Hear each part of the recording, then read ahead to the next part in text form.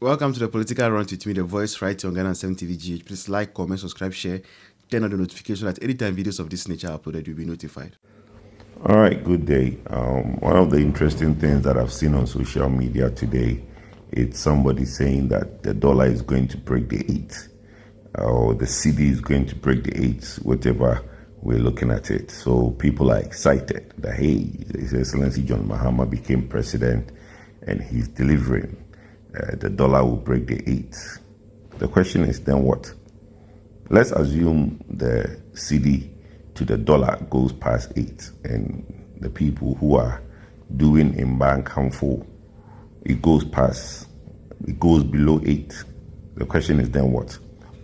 Every economist in this country will tell you, or in the world will tell you, that this economy cannot be run if the dollar is at 8. The government themselves know that if the dollar stays at 8, they cannot run the economy. We've seen that they are worried, because if you look at that interview that the Cocoa Board CEO did, he said he jokingly had a conversation with Atuforsen. No, that conversation he had with Atuforsen is not jokingly. They are worried because if the CEO of Cocoa Board did his calculation that he's going to fund cocoa at 15 to the dollar, and today you are saying that you are going to now let the dollar go to 12, and now it's going to 8. You are not in control of how the dollar is going down. It's a runaway train. You guys don't have a clue on what is happening. Anybody who is an economist will tell you that if dollar, let's assume that this dollar is going to break the 8 that they are talking about happens, Cocoa Board cannot fund the 2025-2026 cocoa season. And let me tell you why. In 2024-2025 cocoa season, we pay the farmers 49,600 Ghana cedis per metric ton, which translates to something like about $3,200 per metric ton. At this rate, if the dollar goes to 8, it means that at that same price of 49,600, you are paying the cocoa farmer $6,200 per metric ton. That's it. Cocoa Board cannot fund the season. And you can't go back to the farmer and tell the farmer that because the dollar to the cedi is doing better, they should give you money. We are going to reduce the price that you pay the cocoa farmer. The NDC campaigned that they were going to increase the produce buying price, came in and said, oh, it's too high, they can't reduce it. Imagine if dollar goes to 8, and then they now go to the farmer and tell the farmer that, oh, the 54,000, the 49,000 that the MPP gave you is too much, we are going to reduce it. Can you imagine what will happen in this country? But anyway, on a more serious note,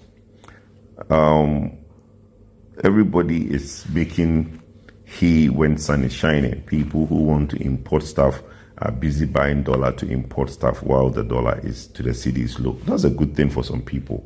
But all we know is that the government itself cannot fund the economy when the dollar stays at 8. The cocoa season cannot be funded if dollar stays at 8. The question is, what next? Okay, we all know it's not sustainable. The government has to be honest with the people, because the uncertainty is killing businesses. Everybody who is doing the export and expecting proceeds from their export are losing money. And that uncertainty is killing business. The same way when the cedi depreciates so much, it kills business. The same way when the cedi appreciates so much, it's killing the businesses. So government needs to come out with a plan. We know there's going to be the media review, but can we wait for media review to basically know what the government is going to do to address this? They want to take the funds that a man can forward that, oh, John Mahama came and dollar came to 8. So what?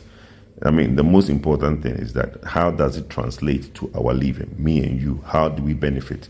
Nobody is going to reduce their prices until they know that whatever price is stable.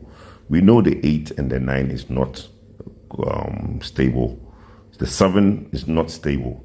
For me, I think the dollar to the cedi is around 11 and 12. If it stays there, then organizations can plan. But the way it's behaving, nobody's going to reduce the price of their commodity because they know that whatever goes down will come back up again. And that is that's the problem we have today.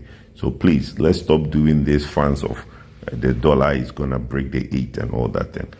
Then what? That's the most important thing. We need to keep our eye on policies that will help the economy, not short-term gains, and that is what we... Also, saying that from where they sit, our power crisis is still on. It is nowhere near, being solved. Kojo? Yes. You agree that we still have power crisis? That we still have doomsday? You see, I don't like using terminology. Okay.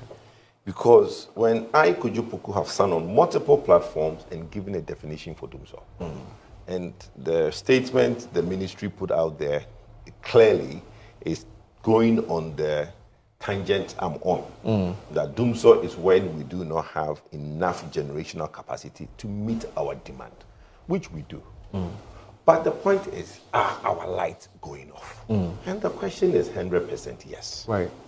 Look, I honestly think that I don't need to sit on any TV or radio station to tell Ghanaians what they are going through. Ghanaians know what they are going through. Those that are unfortunate enough not to have power can watch us, right? Those that are fortunate to have generators may be able to watch us.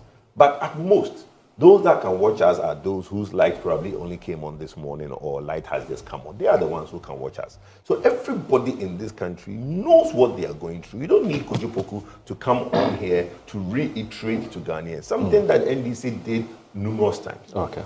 The problem my brother John Jinapor is having, and I'm surprised that his own people are taking him to task and bashing him in a way that I would have thought they would have left it to the opposition to do. But they are not. Some people. Who? Oh, XYZ. Haven't you watched the XYZ program? You've not watched it. Oh, go and look for it. You mean XYZ TV? XYZ TV. Julius Debra station. Go and look Mugabe and co. What they are doing to their own minister. They're bashing him? Oh, they are saying that they don't need. What even annoys them is he comes and says 2.6 days. What is 0.6 days? But let me explain.